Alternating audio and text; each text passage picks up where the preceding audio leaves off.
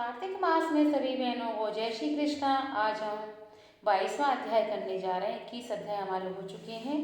22वें अध्याय की जब लिखने लगा हूँ बात, श्री प्रभु प्रेरणा प्राप्त कर कलम आ गई हाथ। राजा पृथु ने नारद जी से पूछा, हे देवर्षि, कृपया आप अब मुझे यह बताइए कि वृंदा को मोहित करके विष्णु जी ने क्या किया और फिर वह कहाँ गए।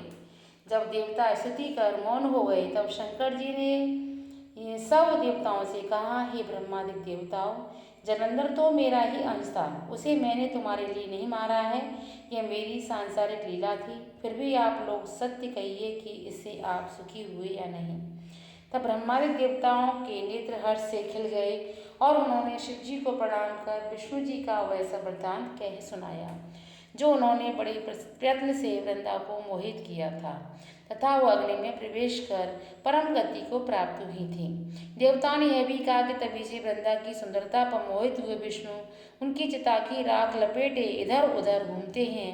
अतएव आप उन्हें समझाइए, क्योंकि वह सारा चराचर आपके अधीन है। देवताओं ने यह सारा वृत्तांत सुन शंकर जी ने उन्हें अपनी माया समझाई और कहा कि उसी से मोहित विष्णु भी काम के वश में हो गए हैं। परंतु महादेवी उमाद्रि देवों की जननी, सबसे परे वह मूल प्रकृति परम मनोहर और वही गिरिजा भी कहलाती हैं। अतः विष्णु का मोह दूर करने के लिए आप सब उनकी शरण में जाइए। शंकर जी की आज्ञा से सब देवता मूल प्रकृति को प्रसन्न करने चले। उनके स्थान पर पहुंचकर उनकी बड़ी स्तुति की।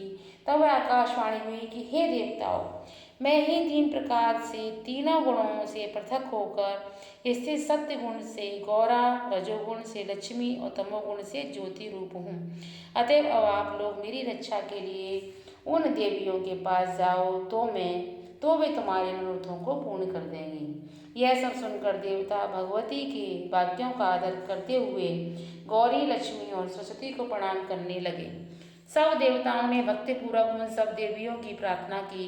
उस स्थिति से तीनों देवियां प्रकट हो गईं। सभी देवताओं ने खुश होकर निवेदन किया। तब उन देवियों ने कुछ बीज देकर कहा, इसे ले जाकर वो दो तो तुम्हारे सब कार्य सिद्ध हो जाएंगे। ब्रह्मादि देवता उन बीजों को लेकर विष्णु जी के पास गए। वृंदा की चिता भूमि में डाल दिया। उससे धात्री, मालती और तुलसी प्रकट हुई। विधात्री के बीज से धात्री, लक्ष्मी के बीज से मालती और गौरी के बीज से तुलसी प्रकट हुई। विष्णु जी ने ज्यों ही उन स्त्री रूप वाली वनस्पतियों को देखा तो वे उठ बैठे। कामासक्त चित्त से मोहित तो उनसे याचना करने लगे। धात्री और तुलसी ने उनसे प्रीति की। विष्णु की सारा दुख भूल देवताओं से नतमस्तक हो नमस्कृत हो अपने लोक वैकुंठ में चले। वह पहले की तरह सुखी होकर शंकर जी का स्मरण करने लगे। यह आख्या शिव जी की भक्ति देने वाला है। यह कथा यहीं पर समाप्त होती है। सभी को जय श्री कृष्णा। राधे राधे।